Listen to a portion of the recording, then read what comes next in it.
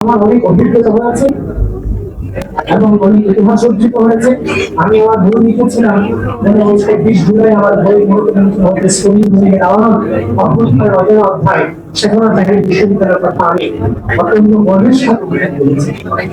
সুতরাং বিগত সময় আইনের আধুনিকের যে পার্থক্যটা ছিল, এই গণঅভ্যুত্থান আমাদের সকল পার্থক্যকে ছাপিয়ে আমাদেরকে এখানে নিয়ে এসেছে। আজকে বিশ্বের উত্তপ্ত পরিস্থিতিকে যেখানে বিশ্বের বিভিন্ন দেশের মুসলমানদের করতে পারছে না, এই সময়টা আমরা এখানে বসে ইসলাম করার সুযোগ পাচ্ছি, কিন্তু করতে পারছি। সেজন্য মহান সৃষ্টিকর্তার কাছে শুকরিয়া জ্ঞাপন করছি।